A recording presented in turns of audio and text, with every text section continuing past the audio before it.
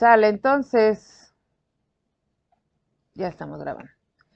Para los amplificadores operacionales, la configuración ideal o un amplificador ideal, dentro de sus características tenemos que tiene dos entradas, ¿no? La entrada positiva y la entrada negativa. Otra característica de los operacionales son que tienen alta impedancia de entrada y baja impedancia de salida.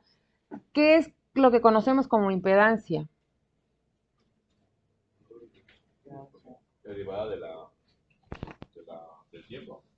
No, la impedancia es la resistencia a la corriente, ¿no? La alta resistencia que tenemos de la corriente. Entonces, ¿qué otra característica hay de los amplificadores operacionales? Es que tienen una ganancia alta en la amplificación. La parte de la ganancia nos la va a dar nuestra resistencia, o en este caso nuestra impedancia, que va desde la salida hasta la entrada. Para un trabajo de función de transferencia, acuérdense que función de transferencia siempre va a ser relación salida-entrada. Entonces, vamos a llegar a la fórmula.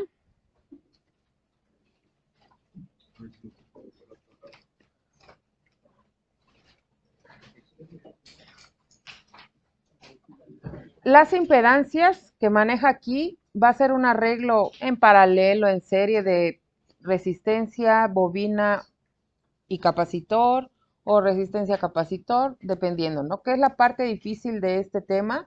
El cálculo de las impedancias, porque en sí, el sacar la función de transferencia como tal, pues no se nos va a complicar. Entonces, esta configuración es para un amplificador operacional inversor y nos dice que el amplificador operacional inversor va a ser aquel que tiene la señal, o más bien, que la señal de salida es inversa en polaridad a la señal de entrada. En resumen, que la señal, o en este caso lo que esté alimentando a nuestro amplificador, va a ser en la parte negativa o en la parte inversora de nuestro amplificador, ¿no? Dice que puede ser mayor, igual o menor, dependiendo de la ganancia que se le va a dar al amplificador en lazo cerrado. Lazo cerrado quiere decir que tenemos una retroalimentación, nuevamente, que va desde la salida hasta la entrada. Ahora, ¿qué es lo que debemos de saber? Para un amplificador hay dos datos importantes. Una es que la corriente, en este caso, la corriente que van a nuestras dos entradas, la inversora y la no inversora, siempre van a ser cero. Es decir, que en esta parte, lo que aquí tenemos como IA, va a ser cero. ¿Por qué? Porque al ser un amplificador operacional, tenemos una alta impedancia, y la impedancia es aquella restricción hacia el flujo de la corriente. Entonces, al haber una alta impedancia, quiere decir que la corriente en nuestras terminales, pues siempre van a ser cero, ¿no? Ese es un dato, ¿no? Que la corriente tanto positiva como la corriente en la pata negativa siempre va a ser igual a cero. Y otro dato importante es que la diferencia de potencial que hay en las dos entradas va a ser cero también. Es decir, que tanto el voltaje que entra en la pata inversora como el voltaje de la pata no inversora, la diferencia de voltajes de esto siempre va a ser igual a cero. Entonces, para que este dato se cumpla, quiere decir que el voltaje que hay tanto en la inversora como en la no inversora tiene que ser el mismo, ¿no? Porque por característica de un amplificador operacional nos dice que el voltaje en la no inversora, la diferencia de voltaje entre la no inversora y la inversora tiene que ser igual a cero. Por lo tanto, el voltaje que hay acá es el mismo que el voltaje que hay acá. ¿Sale? ¿Dudas? Entonces, vamos a sacar la función de transferencia. Aquí se genera un voltaje V1. Tengo mi voltaje de entrada y tengo mi voltaje de salida. Entonces, acuérdense que función de transferencia va a ser voltaje de salida entre el voltaje de entrada. Por lo tanto, vamos a hacer esta relación. ¿Y cómo lo vamos a hacer? Si al momento de yo alimentar este amplificador, aquí hay un flujo de corriente, acá tengo un flujo de corriente también.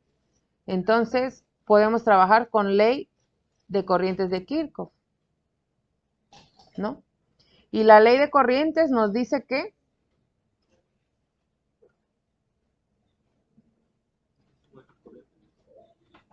son igual a, no, igual a la suma de, no, la suma de las corrientes es igual a la corriente de entrada. Dice que la suma de las corrientes que entran es igual a la suma de las corrientes que salen, ¿no?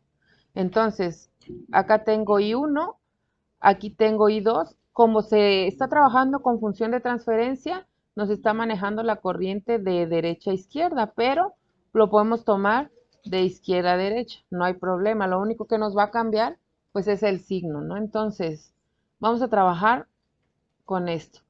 Tenemos un nodo en el cual nos dice que cuando tenemos más de 3 elementos, lo que comentábamos en la clase pasada, cuando tenemos más de 3 elementos que salen de un mismo nodo, podemos trabajar con análisis de nodos, ¿no? O lo que es la ley de corriente de Kirchhoff. Entonces, I1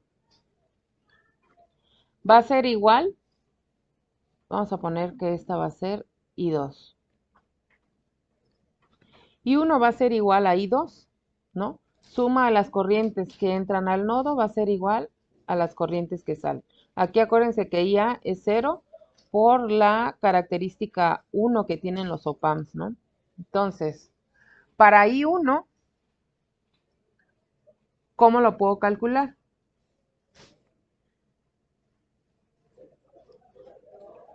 Para calcular I1,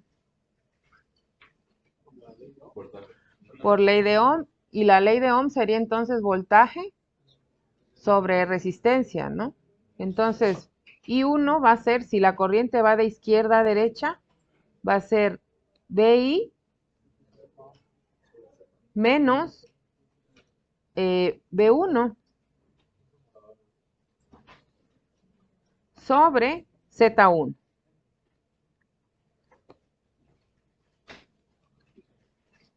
Y la corriente I2, que es esta que está acá, sería ¿cuánto?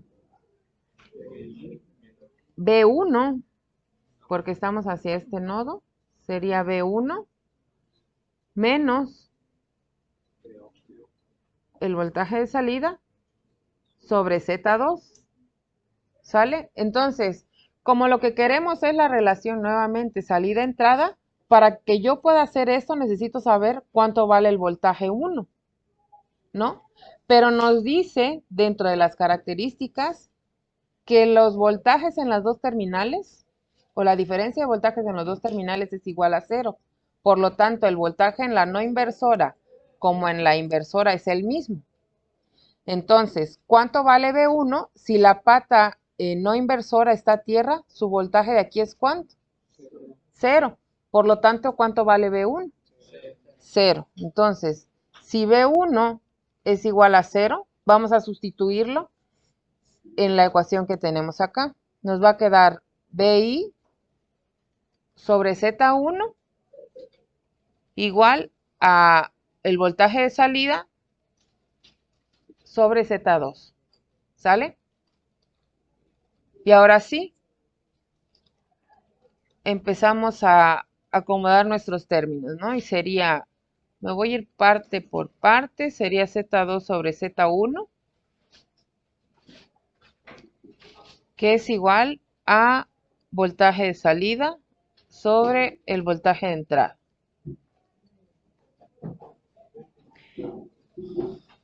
Por lo tanto, para obtener la función de transferencia de un amplificador operacional inversor, nos va a quedar menos Z2 sobre Z1. ¿Dudas, chavos?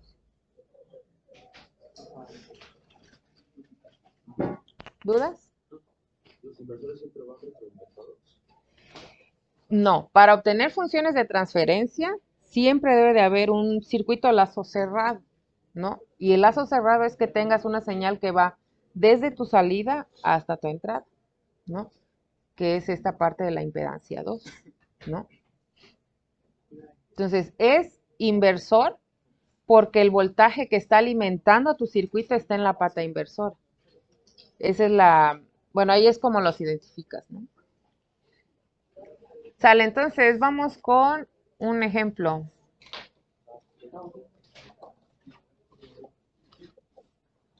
¿Seguros que no había duda? No, no sale.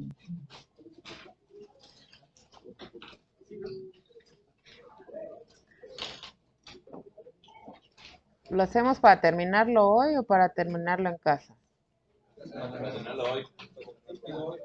¿Hoy? Joder, se salvaron.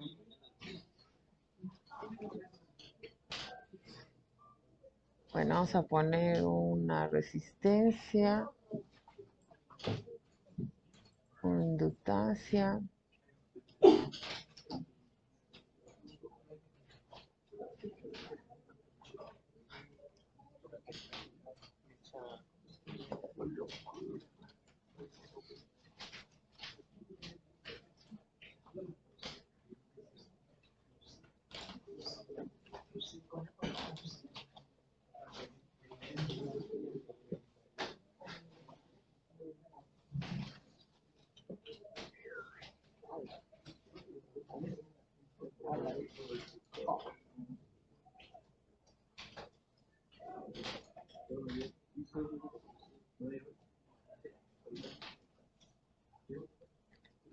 Sale, vamos a obtener la función de transferencia.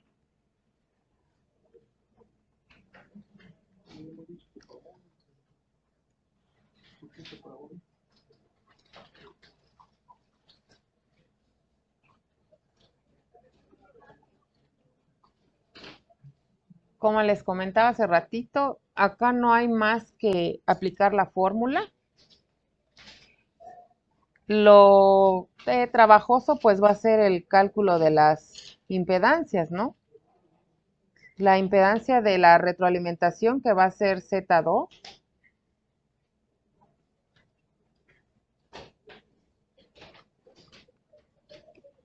y Z1.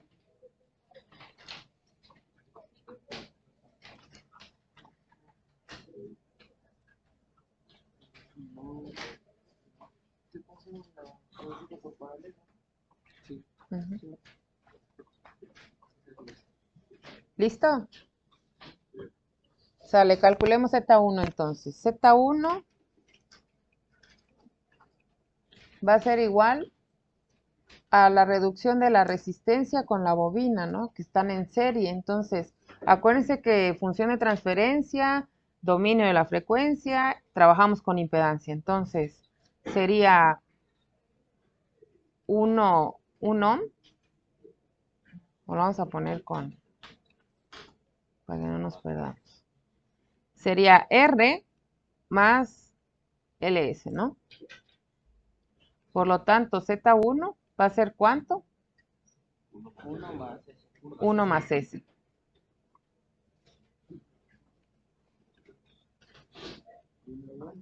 Ahora, para Z2, aquí ya está en paralelo, ¿no?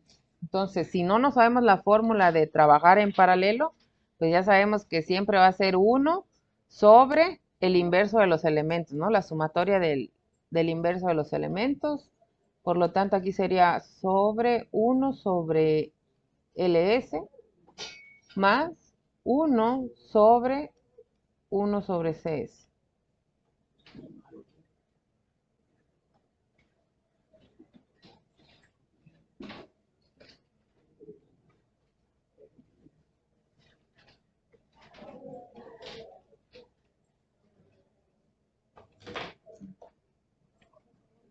¿Y este cuánto da? ¿Sabes? S sobre S cuadrado. S S sobre S cuadrado. sobre S cuadrada más 1.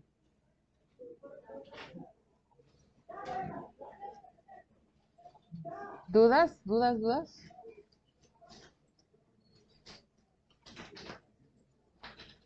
¿Dudas, chavos? ¿No? ¿Sí?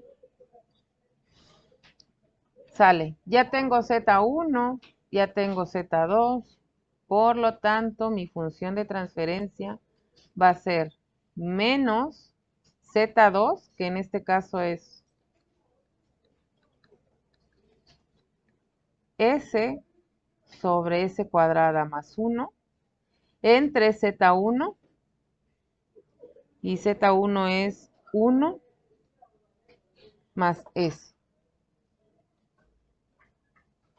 Y esto va a ser igual a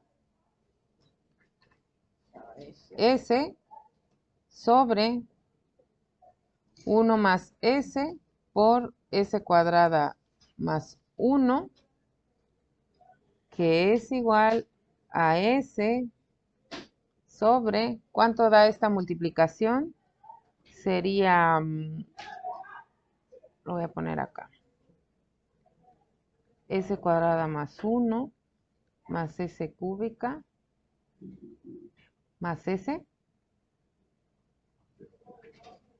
Sí, ¿verdad? S cúbica más S cuadrada más S más 1. Y esta sería nuestra función de transferencia.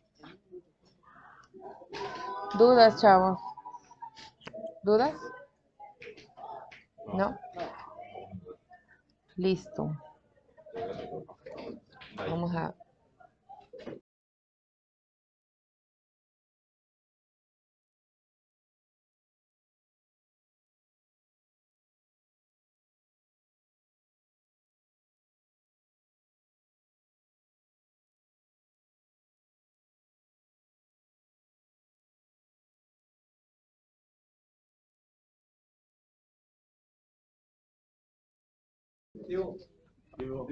Sale para el amplificador no inversor. Ahí nos dice que como característica tiene que no invierte la señal de salida y va a presentar una ganancia mayor o igual que 1 de acuerdo al valor que tomen las resistencias. Esto lo vimos también en el inversor, ¿no? La parte de la ganancia siempre va a depender de la resistencia que esté en la retroalimentación, o sea, la que va en la conexión de la salida hasta la entrada, ¿no? Entonces, para el arreglo en una función de transferencia del no inversor, característica a simple vista, que pues ahora la alimentación del no inversor va a estar en la pata positiva, ¿no? O en la no inversora. Mándeme. ¿Y para qué sirve un no inversor si no No. El no inversor, no es que no pase la corriente. El hecho de que no pase la corriente es una característica de los amplificadores como tal, porque tienen amplia impedancia, ¿no? Entonces, no pasa la corriente en las partes de las conexiones de los voltajes, ¿no? Ahí es donde la corriente pues ya no pasa al OPAM, pero al momento de tú alimentar un OPAM, se genera una corriente, ¿no? Entonces, acá vamos a tener una corriente. ¿Sí se alcanza a ver el...? Sí, ¿no? Bueno, acá hay una corriente al momento de alimentar. Acá tenemos otra corriente. Este va a ser un nodo. Y bueno, acá tenemos otra corriente. ¿Cómo sabemos que hay un nodo? Acuérdense que la definición de nodo surge a partir de que nosotros tengamos en un punto, lleguen a partir de 3 elementos y estamos trabajando con un nodo, ¿no? Y al haber un nodo, pues ya tenemos un voltaje, ¿no? Entonces, este va a ser el voltaje B1 que tenemos acá. Esta la podemos llamar corriente I1 y la corriente I2. La parte de los datos de lo que es corrientes y los voltajes o la diferencia de voltajes en las entradas, ese no cambia, sigue igual. Entonces vamos a empezar el análisis. De la misma forma, por ley de corrientes, vamos a analizar en este punto, ¿no? Entonces, por ley de corrientes en el nodo B1, vamos a tener, acuérdense que es corrientes que entran es igual a las corrientes que salen, ¿no? Entonces va a ser I1 es igual a I2, o I2 es igual a I1, ¿no? No importa porque I2 está entrando al nodo y I1 está saliendo, ¿no? Entonces, suma de corrientes que entran es igual a la suma de las corrientes que salen. Entonces, pues no hay problema. Entonces, vamos a calcular a I1. ¿Cómo podríamos sacar el valor de I1, chavos?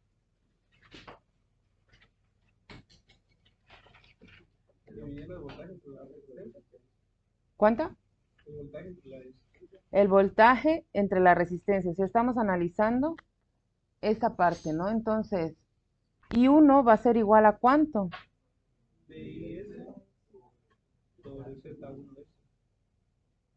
BI sobre Z1. Sale. ¿Y la siguiente? B1 o B0. ¿B0? B0, sí. B0 o Z2. B0 menos B1, porque vamos acá, ¿no? Entre Z2, sale. Entonces, para el cálculo de nuestra función de transferencia, que acuérdense que es relación salida-entrada,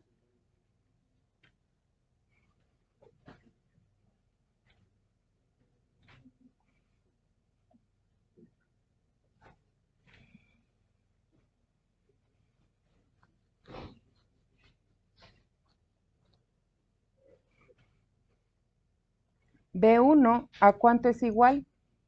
Si dijimos que la diferencia de potencial entre la entrada inversora y no inversora, entonces B1 es igual a 0. Entonces ya aquí nada más sustituimos, ¿no? Casi siempre el lado que esté con el negativo va a ser 0. No, no es 0, porque tenemos B1, aquí es donde se alimenta, entonces B1 es igual a BI. 0 era en el inversor, ¿no? En este caso, vean, BI, si estamos diciendo que la diferencia de potencial es la misma entre las dos patas, la no inversora y la inversora, entonces B1 va a ser igual al voltaje que alimenta nuestro amplificador, ¿no? En el no inversor, o sea, en este caso, la diferencia es que el que alimenta a nuestro amplificador es el que está en la pata no inversora, ¿no? Entonces, si decimos que la diferencia de voltajes en esto tiene que ser igual a 0, entonces B1 va a ser igual a BI, ¿no? Entonces, B1 va a ser BI, ¿no? Y ahora sí.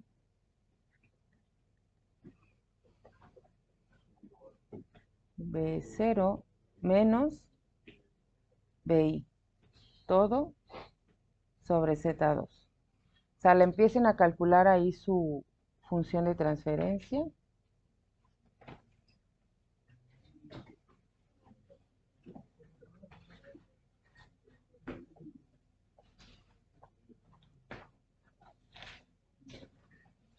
¿Cuánto nos va a dar?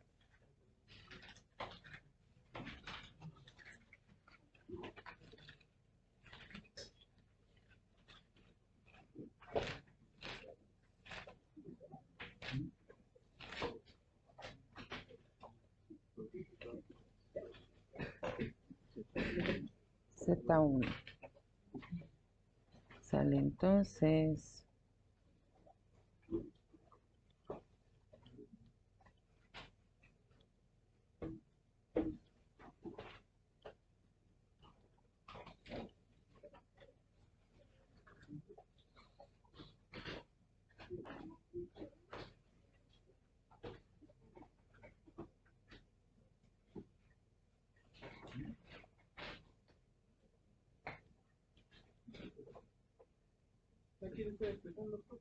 No, estoy acomodando nada más para llegar a la función de transferencia.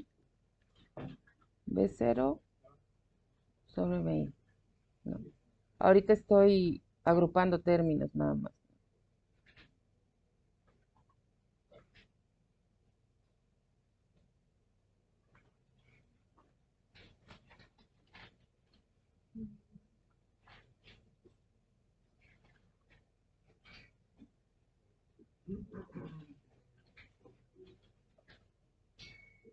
Háganlo ustedes para que comparemos, ¿no? Si vamos iguales. O sea, es lo mismo que si yo despejo las cosas que van a hacer.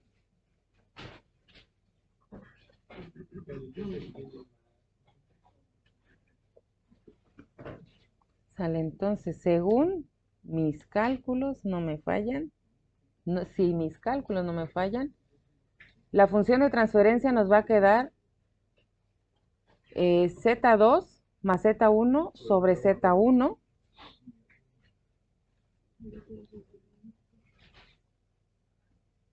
¿Sale? Y esta sería la función de transferencia para el no inversor. ¿Dudas, chavos? ¿Dudas? Lo único que hice fue acomodar términos, ¿no?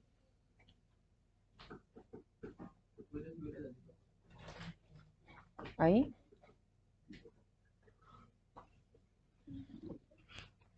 Vamos a buscar un ejercicio.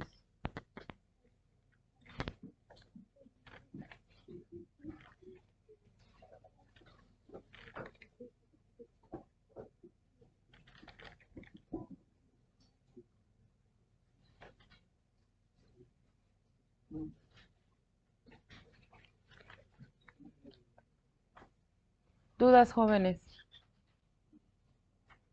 ¿No? Sí.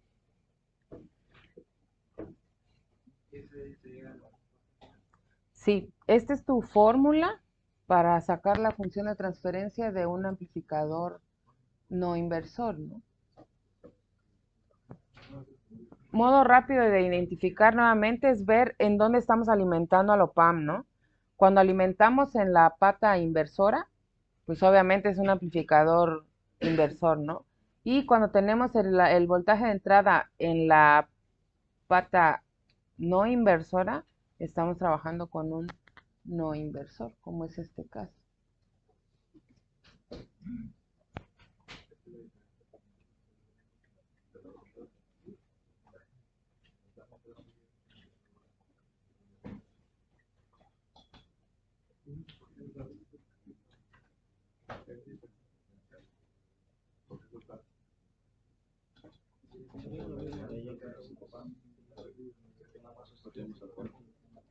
Así es.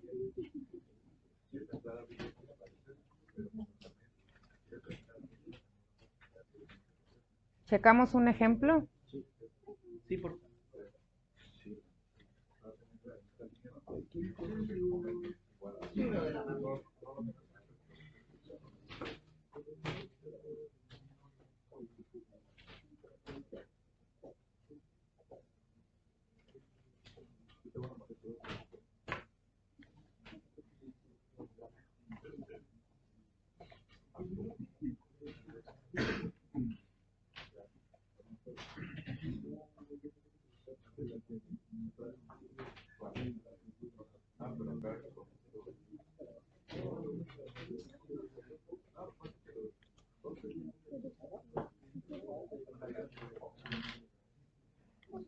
Sale, vamos a checar este ejemplo.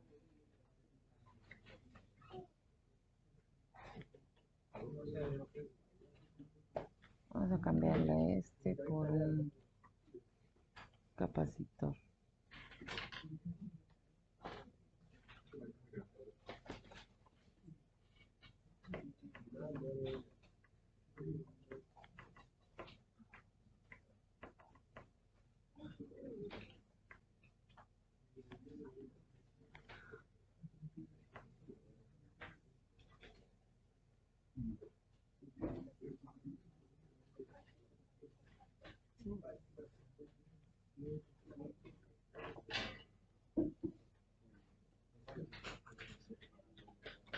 R1 C1 le vamos a poner un nom. Son dos paralelos.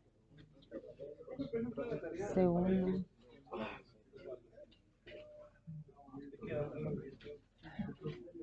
A todo le vamos a poner un nom para que sea rápido.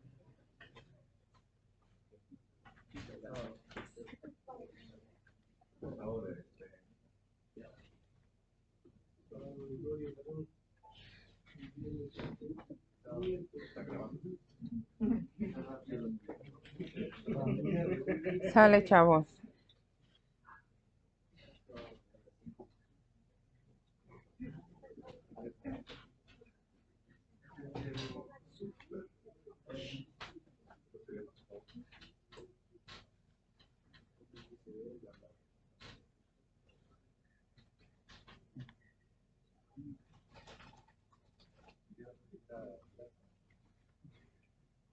Sale, ustedes me dicen cuando empezamos.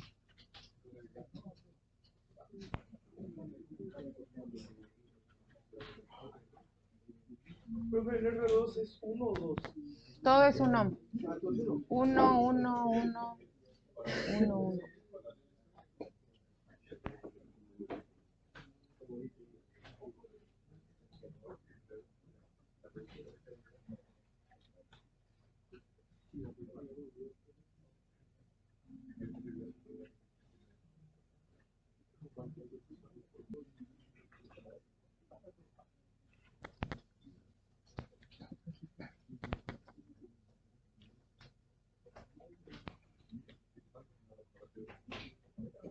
Bueno, acordándonos de la fórmula, nos dice que la función de transferencia va a ser Z2 más Z1 sobre Z1.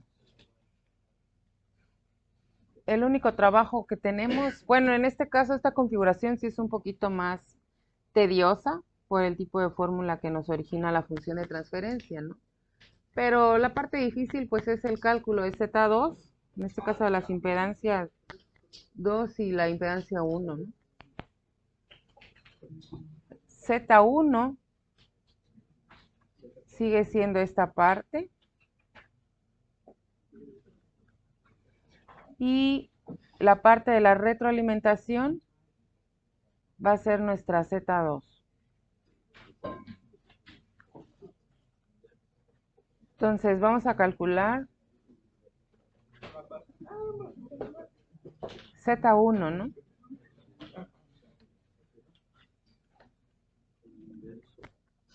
Para Z1, acuérdense que es puro trabajo de impedancias, entonces va a ser R3. R3 que está en serie con el paralelo del capacitor con el resistor, ¿no? Entonces va a ser R3 más 1 sobre 1 sobre C2S más 1 sobre R4, ¿no?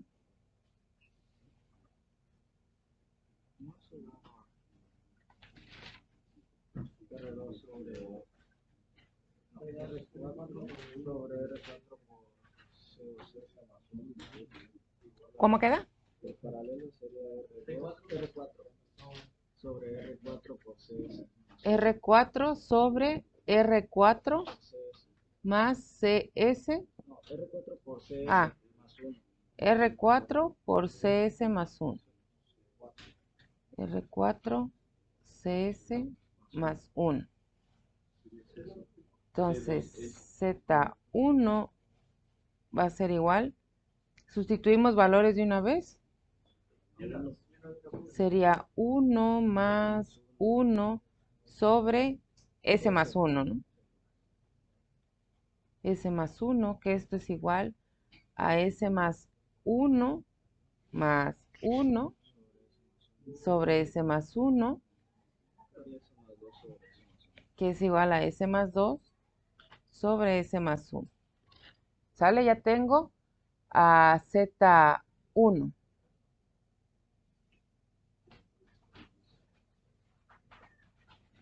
Ahora para Z2,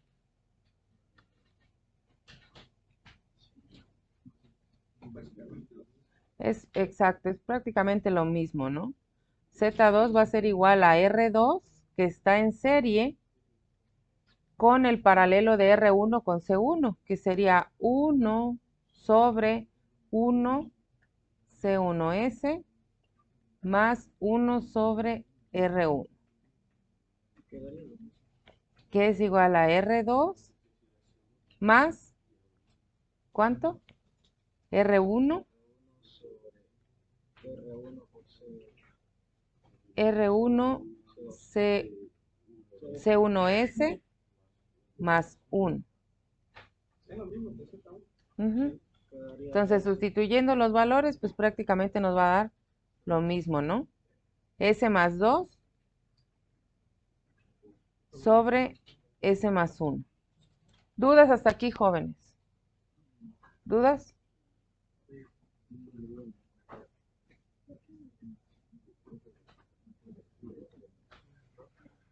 Sale, ahora sí, vamos a aplicar fórmula para la función de transferencia. Z2 lo voy a volver a anotar. Z1 sobre Z1. Sería S más 2 sobre S más 1 más S más 2 sobre S más 1. Todo esto entre S más 2 sobre S más 1, ¿no? Coincidencia. Está fácil, ¿no? ¿Cuánto va a dar? 2S más 4 sobre S más 1 sobre S más 2 entre S más 1. Por ley de la torta, pues S más 1 entre S más 1 nos va a dar 1. Y nos queda entonces 2S más 4 entre S más 2. ¿Dudas, chavos? Sí, lo difícil es calcular Z2 y Z1 ahorita porque pusimos valores unitarios, ¿no? Bueno, más bien la Ujú, así es.